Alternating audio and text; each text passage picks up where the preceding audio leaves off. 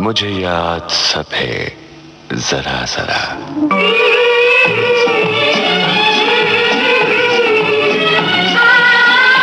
मुझे याद सब है जरा जरा। मुझे याद सब है जरा जरा। वो लम्हा लम्हा साथ है। मुझे याद सब है जरा जरा।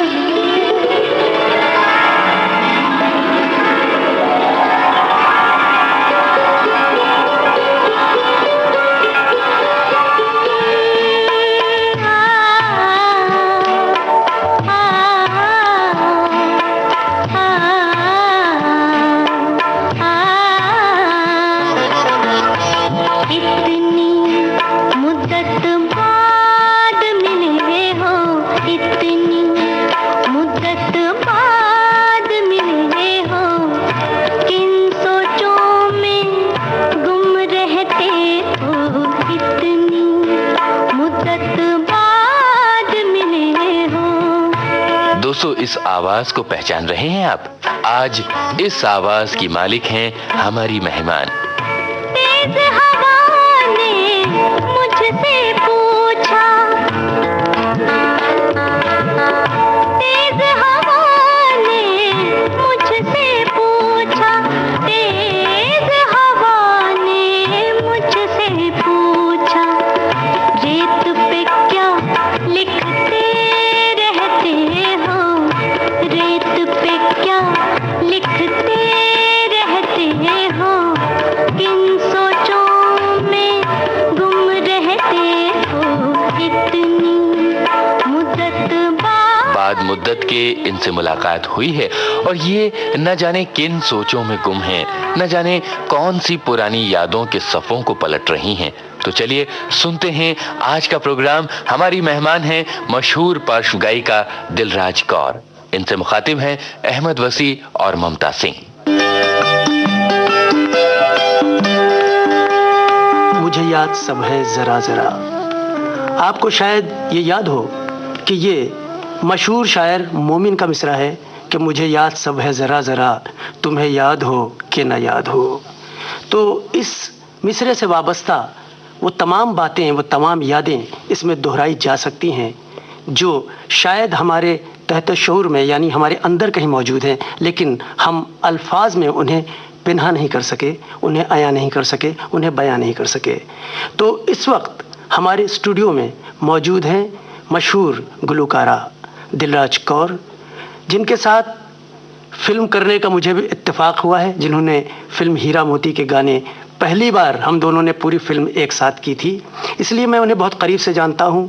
वो उस वक्त उभरती हुई गुलकारा थीं और इस वक्त एक संजीदा, बाकायदा, पुरवकार और एक अपना मकाम बनाए हुए गुलकारा हैं। तो सबसे पहले तो आप ये बताएं कि ये गुलकारा बनने की आप में जो ख्वाहिश जागी वो कौन सी दोपहर थी? मैं अपने सभी सुनने वालों को पहले तो नमस्ते कहना चाहूँगी, अपना आदाब अर्ज़ करना चाहूँगी। और वसी साहब मेरे बारे में बहुत कुछ कह गए हैं। शायद मैं अपने को अभी भी वही अपने को स्टूडेंट के रूप में देख रही हूँ और संगीत को बहुत अंदर तक यानी बहुत डीपली जानना चाहती हूँ, सीखना चाहती हूँ, अभी भी सीख रही हूँ, हर एक्सपीरियंस से सीख रही हूँ। और आपने जो सवाल किया कि ये सिंगर बनने का यानी गुलकारा बनने का शौक़ किस वक्त पैदा हुआ, ये तो मैं भी नहीं जानती, क्योंकि बचपन से संगीत मुझे मिला है और गाती रही हूँ। उसके बाद तालीम भी हासिल की। तालीम हासिल करने के लिए एक बात ज़रूर हुई कि मेरे पिताजी सिविल इंजीनियर थे, तो उनका ट्रांसफ़र होता रहता था। तो ऐसा वक्त आया जब मैं थोड़ी सी पढ़ाई बढ़ने लगी तो लखनऊ में मुझे रहने का मौका मिला और वहाँ पर भातखंडे संगीत महाविद्यालय में मुझे संगीत सीखने की शिक्षा के लिए मेरी माताजी ने एडमिट करवाया। और वहाँ एडमिशन के टाइम क्योंकि मेरी उम्र बहुत कम थी, 9 साल की उम्र थी, तो जो प्रिंसिपल थे उन्होंने कहा कि हम ये इतनी छोटी है, डांस में ले लेंगे, तबले में ले सकते हैं, लेकिन गाने के लिए ये बिल्कुल फिट नहीं है। तो मुझे अभी भी याद है कि मेरी माँ को थोड़ी सी उनकी जद्दोजहद हुई प्रिंसिपल के साथ कि ये आप ऐसा करें, अगर आपको डाउट है तो आप इसको सुन लीजिए और सुनने के बाद रिजेक्ट कीजिए, पहले ही रिजेक्ट ना करें। तो जो प्रिंसिपल थे वो खुद भी एक बहुत ही जानी मानी हस्ती थी उस समय की, श्री रतन शंकर जी। तो उन्होंने फिर मेरे फॉर्म पे लिख दिया कि इनका टेस्ट लिया जाए।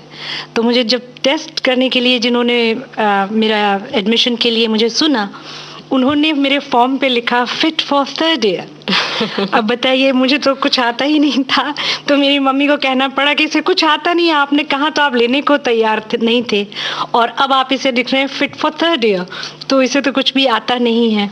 तब उस टाइम पर उन्होंने कहा अच्छा ठीक है, 3rd ईयर नहीं तो हम इसे 2nd ईयर में एडमिट कर लेते हैं। और मुझे आपको शायद सुनकर हंसी आ जाए कि मैं जब क्लास में जाती थी, मेरे साथ सब बड़ी बड़ी उम्र के लोग थे, और वो लोग अक्सर टीचर से कहा करते थे गला खराब है, और मैंने सोचा कि शायद मुझे भी यही कहना चाहिए, तो मैं भी कह देती थी गला ठीक नहीं है। अच्छा दिलराज जी, जब आप ये लखनऊ का जिक्र कर रही हैं और भातखंडे का जिक्र कर रही हैं, भातखंडे संगीत विद्यालय का, तो एक अजीब इत्तेफाक है कि मैं बिल्कुल उसके नज़दीक रहता था, और अक्सर मैं खाना खाकर या यूं भी कभी चहलकदमी के लिए, टहलने के लिए, बिल्कुल एक जिस तरह कहते हैं घर वाले पोशाक में, लिबास में, कुर्ता पैजामा पहने उधर टहलने जाता, तो अक्सर आवाज़ें आया करती थी, कभी तबला बज रहा है, कभी कि बहुत मुमकिन है कि उन आवाज़ों में आपकी भी कहीं आवाज़ शामिल हो। ये आपने बात कही तो मैं आपको एक और किस्सा सुना देती हूँ, क्योंकि उस दौर में हमारे भातखंडे कॉलेज में हमारे देश के जाने माने कलाकार तबला नवाज अहमद जान थे, रकवा खान साहब थे, डागर ब्रदर्स थे, जिन्होंने हमें धमार और ध्रुपद सिखाया। तो शास्त्रीय संगीत की शिक्षा मुझे वहीं मिली। तो जब मैं 3rd ईयर में पहुंची तो राग भोपाली हमारा पहला राग था, और मुझे बहुत पसंद आया, और वहाँ से मैंने अपने अंदाज, जैसे कहना चाहिए कि टीचर कुछ सिखा रहे हैं उसको अपनी आवाज़ में, फिर ये बंद हो गया कहना कि गला ठीक नहीं है। और जब मैं गाऊँ तो मैं देखूँ एक बुजुर्गवार, और उनकी एक काली टोपी गोल सी होती थी, और तिरकवा खान साहब अंदर आते थे, मैं उन्हें देखकर चुप हो जाती थी, गाती नहीं थी। तो वो कहते थे बेबी गाओ गाओ, तो मैं गाने से मना कर देती थी। तो मैं अपने टीचर से कहती थी इनको पहले कहो बाहर जाए। बताइए मुझे क्या मालूम कि ये खान साहब तिरकवा खान साहब हैं। और जब गाना हमारी क्लास खत्म होती थी तो जब मैं उठ के बाहर जाती थी तो देखती थी वो बाहर दरवाजे के खड़े हुए हैं। तो हो सकता है जैसा आप फरमा रहे हैं कि वो इतनी आवाजें आती थी, उनमें कोई आवाज मेरी भी रही हो। ये आलम शौक का देखा न जाए, ये आलम शौक का देखा न जाए, वो बुत है या खुदा देखा न जाए, ये आलम शौक का देखा न जाए।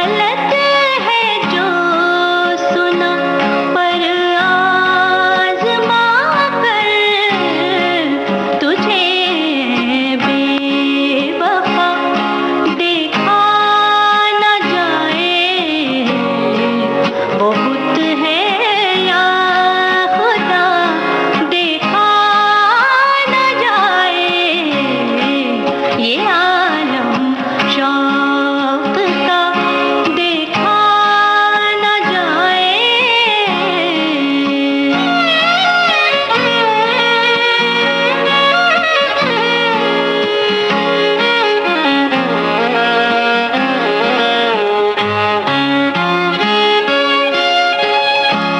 ये महरूमी नहीं पासे वफा है।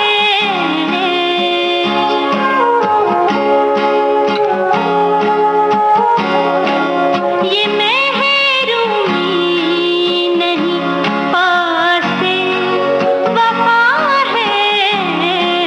कोई तेरे सिवा देखा न जाए। वो बुत है या खुदा देखा न जाए। ये आलम शौक का देखा न जाए।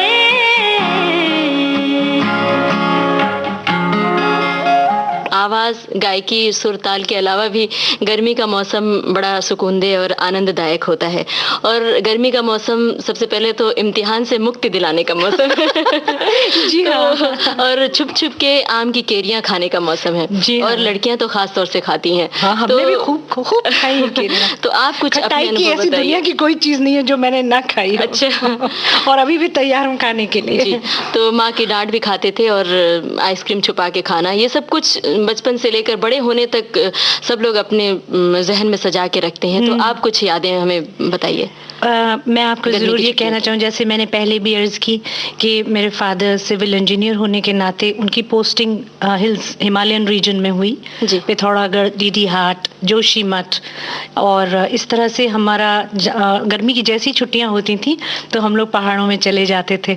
और वो खूबसूरत नज़ारे मैंने देखे हैं, अंदर तक वो नंदा घूंघट, नंदा कोट, पंचचूली, वो जी। बर्फीली जो इतनी बड़ी वाह, बड़ी वाह। चोटियां, इतने खूबसूरत नज़ारे।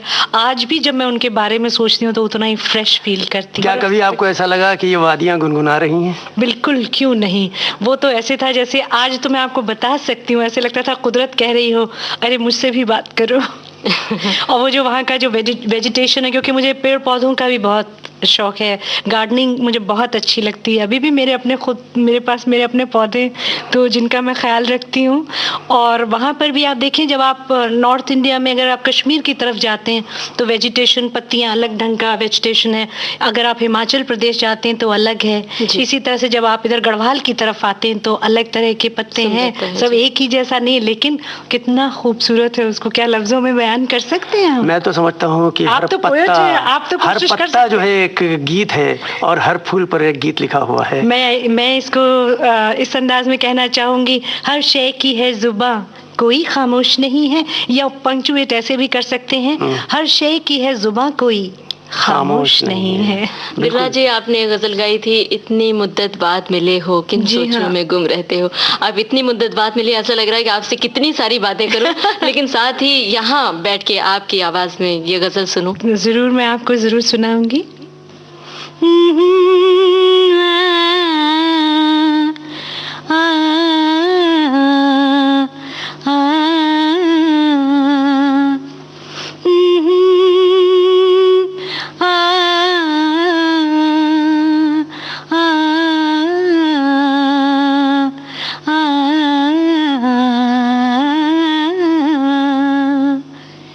इतनी मुद्दत बाद मिले हो, इतनी मुद्दत बाद मिले हो, किन सोचों में गुम रहते हो, इतनी मुद्दत बाद मिले हो। ये गुलाम अली साहब की तर्ज है।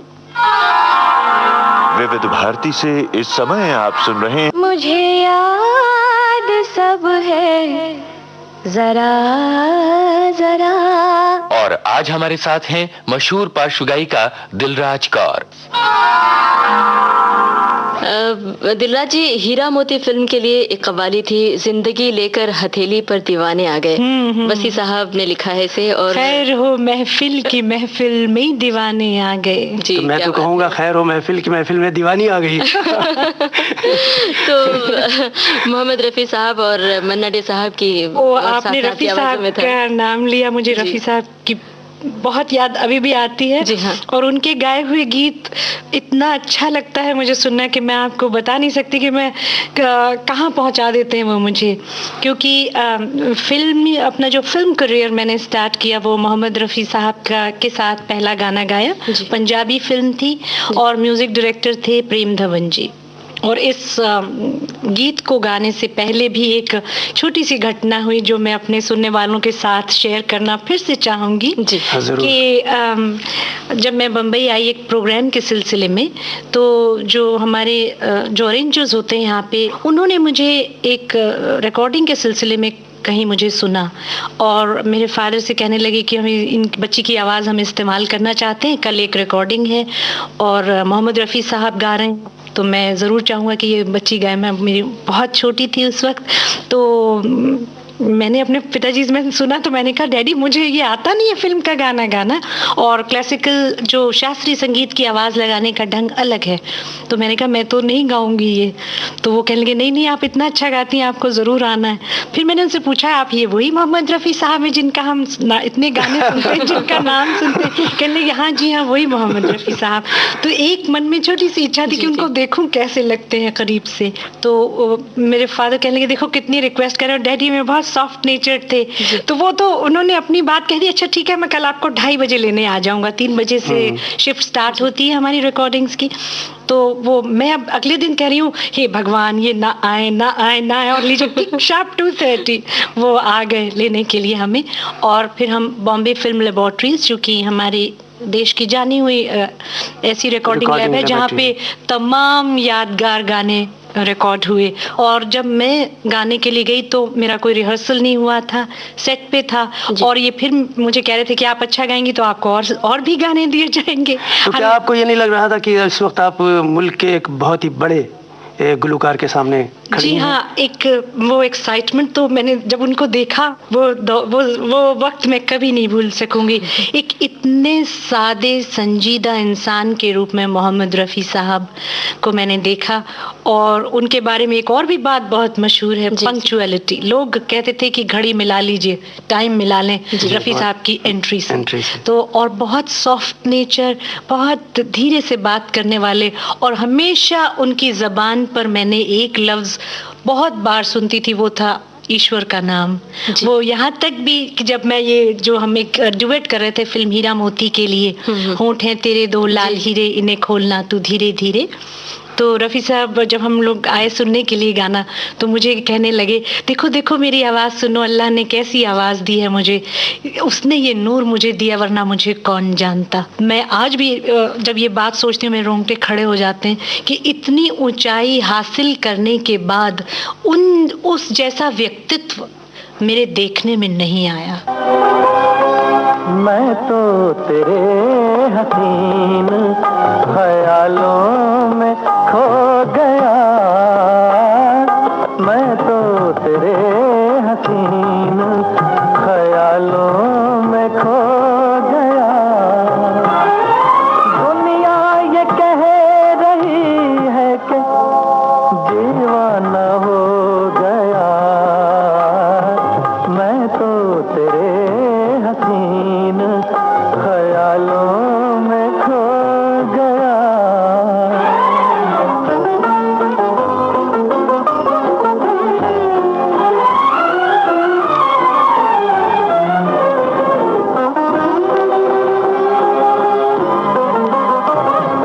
ये हुस्न तेरा खिलता हुआ सा गुलाब है,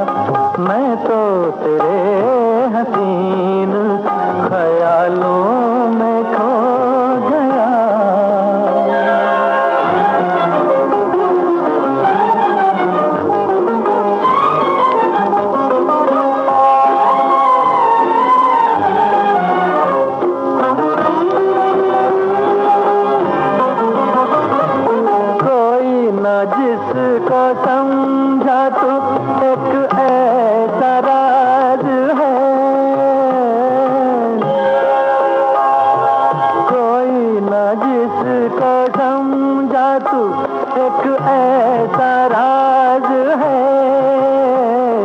मुझको भी आज अपने मुक़द्दर पे नाज है, तू दिल नवाज है। आशिक हूँ तेरी जुल्फ के साए में सो गया, मैं तो तेरे हसीन ख्यालों में खो गया। दुनिया ये कह रही है कि दीवाना हो गया, मैं तो तेरे हसीन। भाई मुझे भी एक वाकया याद आ रहा है, नैयर साहब ने अपने वो कव्वाली जिसका अभी आपने जिक्र किया, उसमें मन्ना दा भी शामिल थे। जी हाँ, जी ये हाँ। दिलराज कौर थी, रफ़ी साहब थे और कोरस, बहुत कोरस। तो ओपी नैयर साहब ने अपने जो सिटिंग रूम था मीरामार नेपेंसी रोड पे, जहाँ पे मैं वहाँ उन्होंने रखा। जी। तो रफ़ी साहब मौजूद और मन्ना दा और ये और तमाम सब, मैं भी मौजूद था। तो कि रिहर्सल में मैं ये तो नहीं कहूँगा कि रफ़ी साहब कुछ मिस करते थे और मन्ना दा जो थे वो बराबर अपना वो सही कर रहे थे। यानी रिहर्सल में ये हो रहा था, बराबर हो रहा था। कोरस भी साथ था, ये भी गाती थी, रफ़ी साहब भी थे, मन्ना दे। कव्वाली में सब होता है, तालियां, ये वो सा सब। धीरे धीरे उस कहीं कि रफ़ी साहब कुछ हो जाए तो फिर से रिहर्सल चालू होती। लेकिन वही गाना जब दूसरे दिन रिकॉर्ड हुआ है और सुनने के बाद नैयर साहब ने कहा कि इसमें तो मोहम्मद रफ़ी के अलावा कोई नज़र ही नहीं आया। अजी तुम मेरे नजदीक हो, अब धड़कनों की खैर हो, जुल्फ में उलझा है दिल, अब उलझनों की खैर हो। दुश्मनों के साथ कितने प्यार से बैठे हो तुम, ये दुआ है आज मेरे दुश्मनों की खैर हो। आज देखते हैं खूबसूरत प्यार की तस्वीर को, आज देते हैं दुआ हम अपनी ही तकदीर को। तीर खाने का मजा है आप ही के हाथ से, हंस के रोकेंगे जिगर पर आपके हर तीर को। हंस के रोकेंगे जिगर पर आपके हर तीर को। जिंदगी है, जिंदगी लेकर हथेली पर दीवाने आ गए, जिंदगी लेकर हथेली पर दीवाने आ गए। आज तीर खाने के लिए बनकर निशाने आ गए, तीर खाने के लिए बनकर निशाने आ गए। यूं तो मजनू को बड़े काफी जमाना हो गया, काफी जमाना हो गया, काफी जमाना हो गया। जान देना प्यार में किस्सा पुराना हो गया, किस्सा पुराना हो गया, किस्सा पुराना हो गया। मुस्कुराना दिल के मिटने का बहाना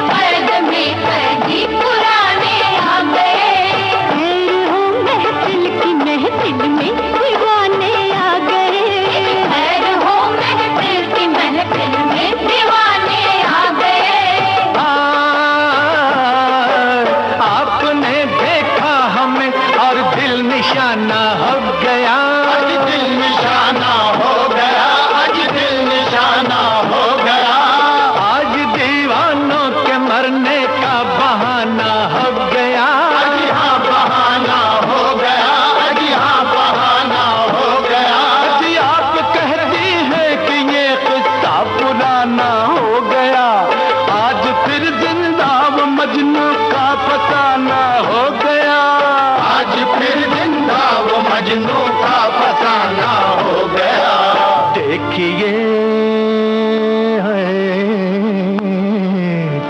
देखिए हम आपको लैला बनाने आ गए।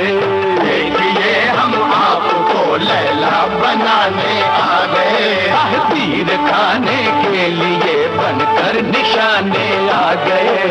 तीर खाने के लिए बनकर निशाने आ गए।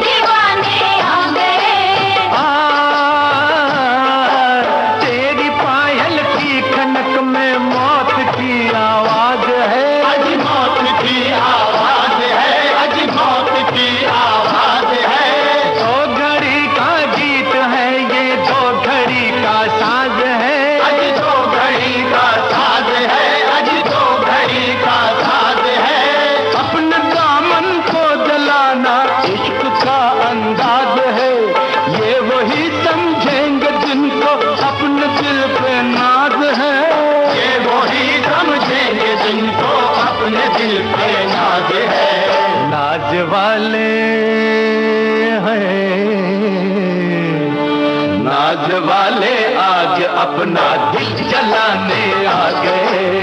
नाज वाले आज अपना दिल जलाने तीर खाने के लिए बनकर निशाने आ गए। तीर खाने के लिए बनकर निशाने आ गए। जिंदगी लेकर हथेली पर दीवाने आ गए। तीर खाने के लिए बनकर निशाने आ गए।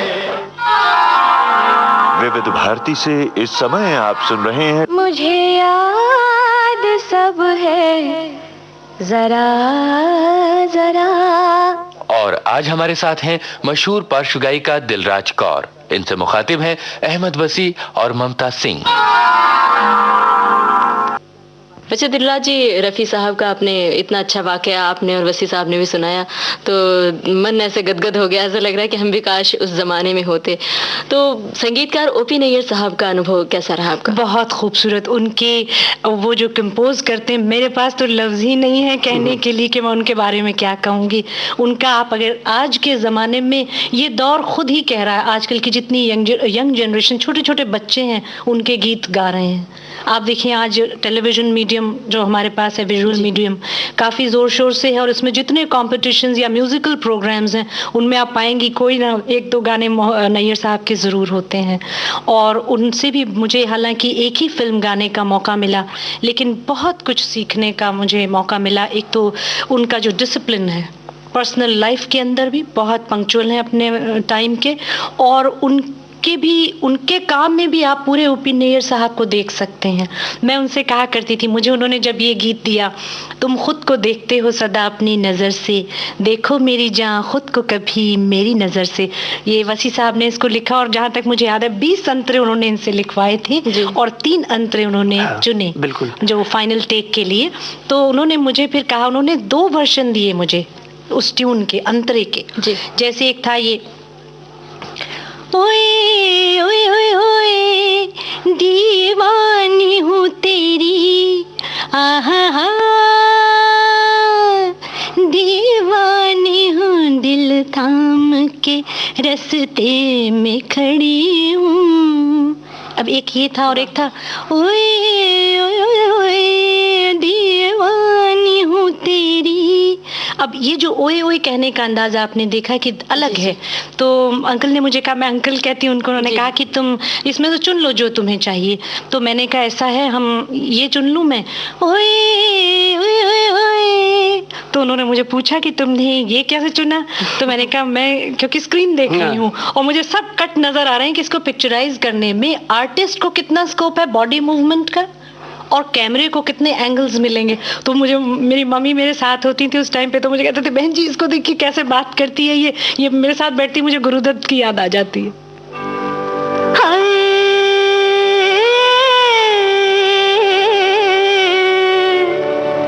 मेरी नजरों में मोहब्बत का खुमारा ही गया, दिल को आना था किसी पर एक बार आ ही गया। प्यार ना करने की कसमें खाई थी मैंने, मगर आज तुम जब सामने आई तो प्यार आ ही गया। तुम खुद को देखते हो सदा अपनी नजर से, तुम खुद को देखते हो सदा अपनी नजर से। देखो मेरी जान खुद को कभी मेरी नजर से, हाय मेरी नजर से तुम खुद को देखते हो।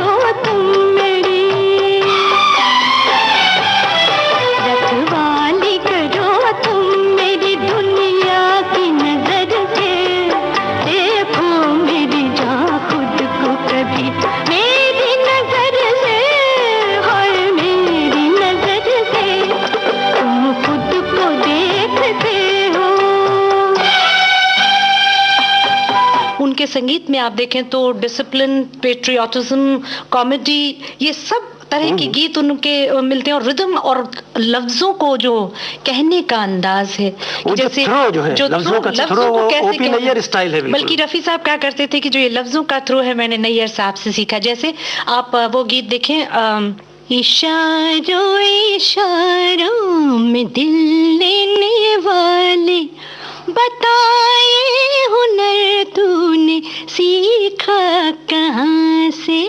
देखिए अभी इन्होंने जो अल्फाज सुनाया, जो बोल सुनाया, इन लफ्ज़ों से खालिस ओपी नैयर झलकता है।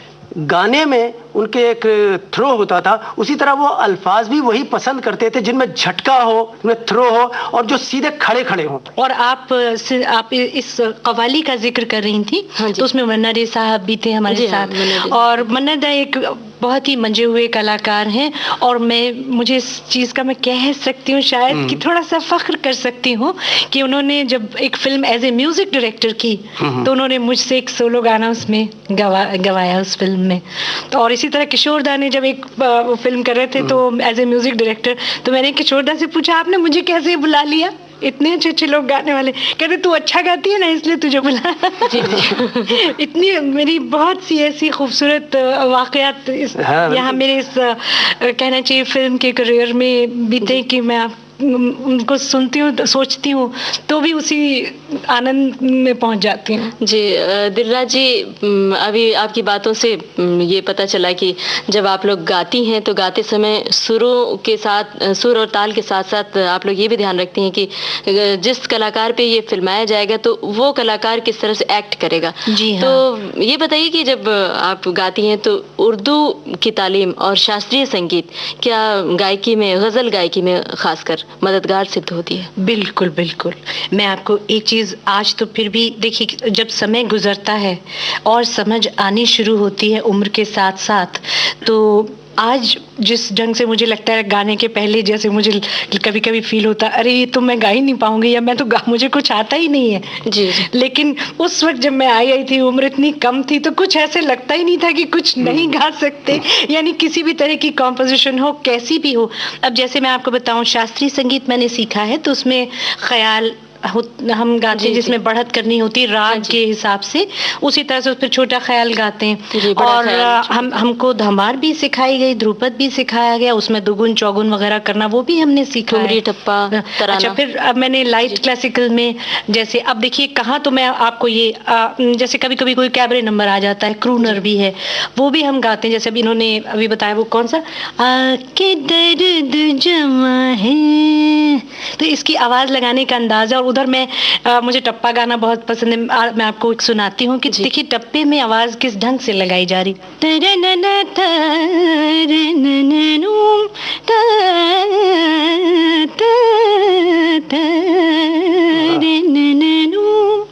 मांड गले तो लग जा मैं जग के दुलारे, सुनो पिया रे, मांड गले तो लग जा।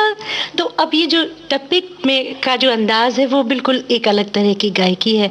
अब मुझे गज़ल गानी हो, जैसे मैंने आपको गज़ल भी गा के सुनाई, तो क्लासिकल म्यूज़िक अगर ट्रेनिंग है तो मेरी समझो, मेरा खुद का एक्सपीरियंस है, इसी वजह से मुझे बहुत मुश्किलात पेश नहीं आई। हाँ, तो ममता जी, आप, मुझे लग रहा है आप कुछ पूछना चाहती हैं। आपके अंदाज जो है आपके, ये बता रहे हैं कि आपके जहन में कोई सवाल कुलबुला रहा है। मैं दिलराज जी से एक बहुत ही व्यक्तिगत सवाल पूछना चाहती हूँ।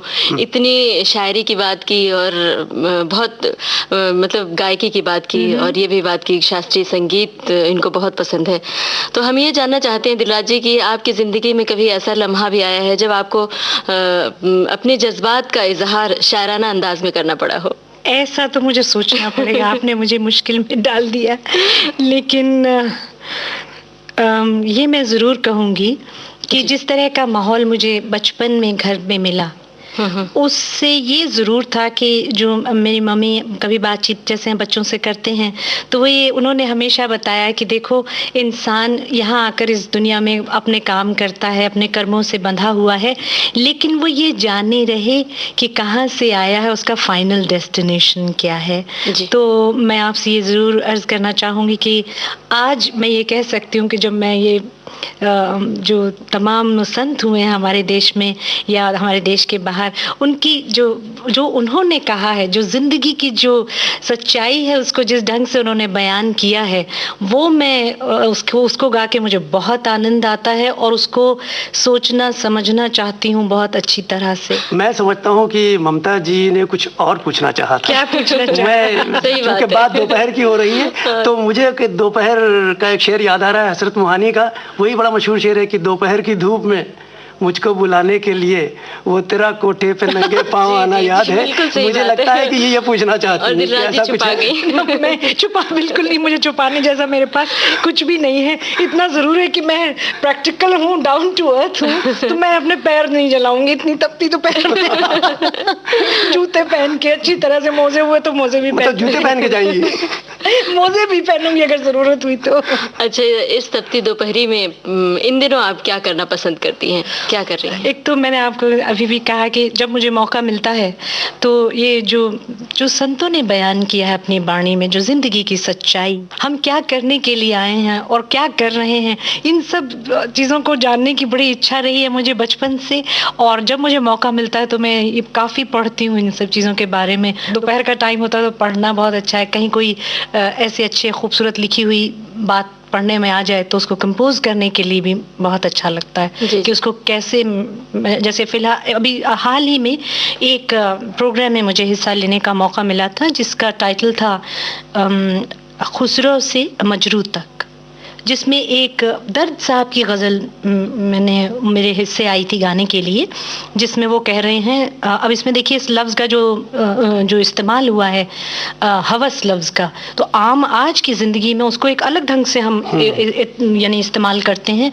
और उस दौर में जब उन्होंने ये मीर दर्द साहब की जो गज़ल है, हम तुझसे किस हवस की फ़कत जुस्तजू करें, दिल ही नहीं रहा है जो कुछ आरज़ू करें। और भी तमाम शायरों ने लिखा है, शायरी पढ़नी भी बहुत अच्छी लगती है। कभी कभी कुछ दूसरी लैंग्वेजेस को सीखना चाहती हूँ तो कुछ उस वैसी किताबें, इस तरह से बहुत कुछ है करने के लिए, बहुत सी एक्टिविटीज़ में इन्वॉल्व हूँ। देखिए ऐसा है कि मैं चूँकि लखनऊ से थोड़ा बहुत वाकिफ़ हूँ और आपसे भी थोड़ा वाकिफ़ हूँ, और आपकी रहाइशगाह भी मुझे मालूम है कि लखनऊ में आप कहाँ रहती हैं, क्योंकि आपके घर के बिल्कुल नज़दीक कभी एक सिनेमा हुआ करता था, निशाद टाकीज। जी हाँ।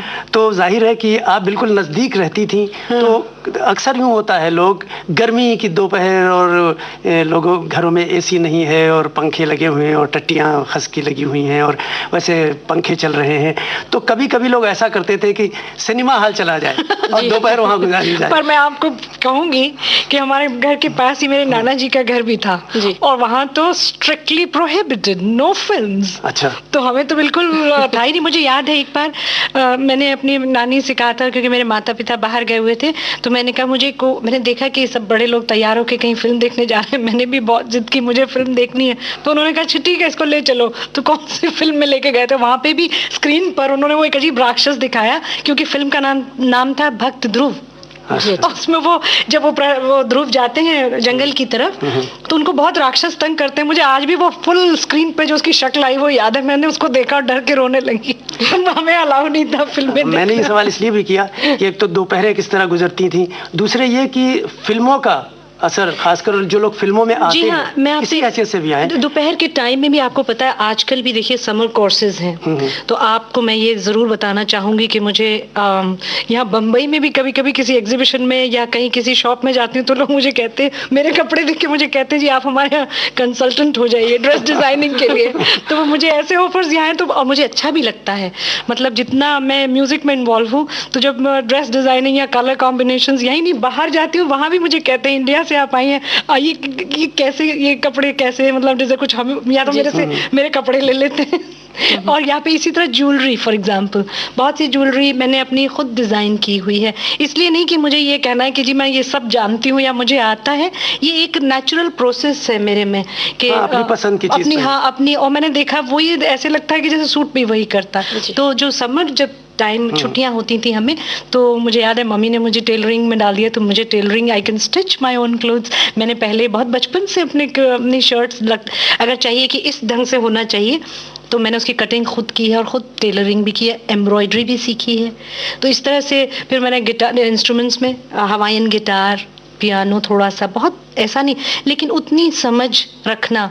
इसी तरह से और भी जो हमारे सब्जेक्ट्स हैं, ढेरों कितनी तरह तरह की चीज़ें जो मैंने अपनी अब जैसे मैंने लिटरेचर इंग्लिश में एमए किया, लेकिन बाद में मैं उसके बाद पढ़ रही थी diploma in public administration, which has nothing to do with music really. Vividh Bharati से इस समय आप सुन रहे हैं मुझे याद सब है, जरा जरा। और आज हमारे साथ हैं मशहूर पार्श्व गायिका दिलराज कौर। मैं बचपन में जो मैंने आपको अगर मैंने बताया हो तो, क्योंकि संगीत की भी जो मैंने तालीम हासिल की, तो उसके लिए जब मास्टर्स डिग्री करने के लिए जाना था तो एज मेरी बहुत कम थी और थीसिस लिखनी थी। तो थीसिस थी theory of sound production, propagation and perception. तो 2 पोस्ट ग्रेजुएशन जो आदमी एक साथ कर रहा है तो फुर्सत कहाँ कुछ और सोचने और करने की। सवेरे 6:30 से लेकर रात के 12 बजे तक ये तो मेरी रूटीन थी उस वक्त की, उस उम्र में। यहाँ तक कि जो मेरी मम्मी की सिस्टर्स थी वो उनको कहती थी आप क्या करेंगी इस बच्ची को, उसकी ठीक से ग्रोथ नहीं हो पाएगी, इतना बोझ डाल रही है। तो मम्मी का कहना ये होता था कि बच्चों में बहुत कैपेसिटी और एनर्जी बहुत है, इसको चैनलाइज होना बहुत ज़रूरी है। तो उन्होंने सिर्फ यही नहीं किया कि शरीर से हमें बड़ा किया हो, उनका था कि म्यूज़िक यानी आर्ट्स में ये खूब इन्वॉल्व हो ताकि इनकी इनर लाइफ बने। जब भी आपकी इनर लाइफ स्ट्रांग होगी आप पाएंगे कि आप बाहर की चीज़ों पे कम डिपेंडेंट हैं, आपकी खुशी, आपका आनंद अंतर से आपको मिल रहा है। तो मैं अपने में इतनी मस्त रही हूँ, इतनी खुश रही हूँ। आज भी मेरे साथ जो हैं वो मुझे सवाल करते हैं कि तुम क्या करती हो, तो यू ऑलवेज लुक फ्रेश। तुम्हारे चेहरे पे कभी हमने ऐसे कोई डिप्रेशन या कोई तकलीफ कभी नहीं देखी, लगता है जैसे दुनिया की पूरी खुशियाँ सिर्फ तुम्हें ही मिली तो वो एंड में कह देते हैं तुम लकी बहुत हो। तो अब इस वक्त कोई ऐसा गाना कि जो आपके लिहाज से बहुत ही खुशी देने वाला और रूह में ताजगी भर देने वाला है। सजा है आज मेरा घर किसी दुल्हन की तरह, आज मेरा घर किसी दुल्हन की तरह, नजर के सामने तुम आ गए चमन की तरह, बाहर जैसी जवानी तुम्हें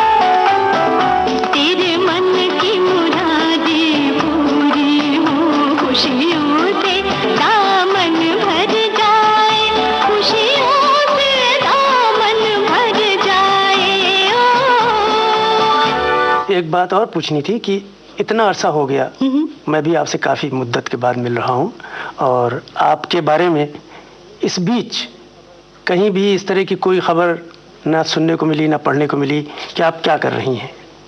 तो क्या इस बीच रिकॉर्डिंग या काम या बाहर ही रहना ज़्यादा हुआ? ऐसी बात है, एक तो शुरू से, यानी मैं कह सकती हूँ right from the beginning, that was 1974 जब मैंने फिल्मों में गाना शुरू किया। कोई भी चीज़ मैं चाहती हूँ, एक सटल मुझे बहुत होना पसंद है, यानी जैसे आप कहते हैं ना, बिना कहे बात को कह देना या बहुत कम में कह देना मुझे बहुत अच्छा लगता है।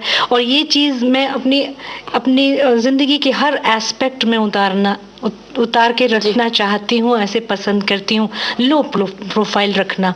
तो अगर मान लीजिए जैसे आपने अभी कहा कि क्या बाहर रही हूँ, इस दौरान ऐसे बहुत से प्रोग्राम्स मैंने बाहर किए जो बड़ी अलग किस्म के थे। तो फिल्मों तक तो अपने यानी जितने भी असाइनमेंट्स मैंने किए हैं तो वो एक ढंग हो गया। आपने किसी फिल्म में कहानी चल रही है, उसमें एक किरदार है, उसके हिसाब से आपने गीत गाया, तो उसमें एक रेंज मुझे मिला। सैड गाना है, कहीं कव्वाली है, कहीं रोमांटिक है, कहीं बिल्कुल बहुत ही कॉमेडी है, या कहीं यानी ढंग तरह तरह की सिचुएशंस के हिसाब से गीत गाने को मिले।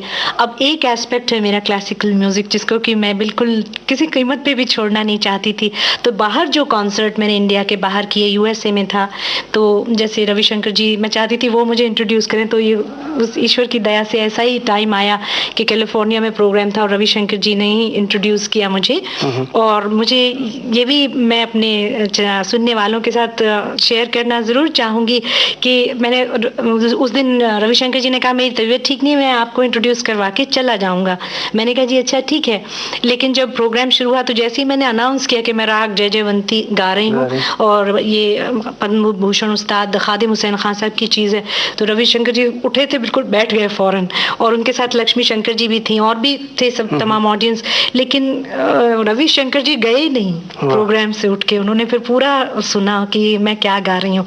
तो तब मैंने मांडवी सुनाया था। तो वो बाद में मुझे पता चला कि खादिम हुसैन खान साहब की बहुत इज्जत करते हैं वो। और मैं बहुत तहे दिल से याद करती हूँ पद्म भूषण उस्ताद खादिम हुसैन खान साहब को, जिन्होंने मुझे कुछ ऐसे राग जिनको मैं जानती नहीं थी, जैसे बरवा बहुत ही खूबसूरत राग है, मलुहा केदार, और तोड़ी में जैसे एक रचना उन्होंने मुझे सिखाई थी, वो इतनी खूबसूरत। एक राजस्थानी जो राजस्थान में मांड गाते हैं वो, और एक रसिया मैं आपको उसको सुनाती हूँ।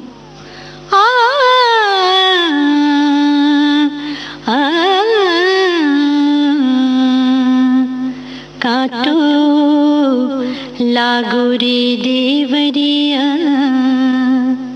काटो लागो रे देवरिया, मुँह से गेल चलो ना जाए, काटो लागो रे देवरिया, मुरे देवरिया, मुरे देवरिया, मुरे देवरिया, काटो लागो रे देवरिया, मुँह से गेल चलो ना जाए, गेल चलो ना जाए, गेल चलो ना जाए, मुँह से संग चलो ना जाए, हाय काटो लागो रे देवरिया, मुँह से गेल चलो ना जाए।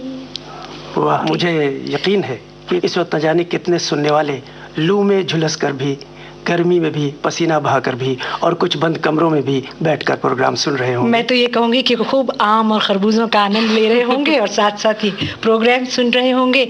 एक बार फिर तहे दिल से आपका शुक्रिया कि आपने मुझे बुलाया और मैं अपने सुनने वालों से अपने दिल की बात कर सकी। तो एक बार फिर से आपका धन्यवाद, बहुत बहुत शुक्रिया। नमस्कार। दिलराज जी, आपका बहुत बहुत शुक्रिया कि आप विविध भारती के स्टूडियो में आई और इतनी देर तक हमसे बातें की। नमस्कार। नमस्कार। दोस्तों, मशहूर पार्श्व गायिका दिलराज कौर से अहमद वसी और ममता सिंह की बातचीत में हम कुछ इस तरह से खो गए कि देखिए वक्त का पता ही नहीं चला और प्रोग्राम का आखिरी मकाम आ गया। अब उन लोगों के नाम जिनकी मिली जुली कोशिश से ये प्रोग्राम तैयार किया गया। Technical assistance Dilip Kulkarni, post production PKA Nair, associate presenter Yunus Khan, presenter Rakesh Joshi और प्रोड्यूसर शीला मोदी। मुझे याद सब है जरा जरा, मुझे याद सब है जरा जरा, वो लम्हा लम्हा साथ है, मुझे याद सब है जरा जरा।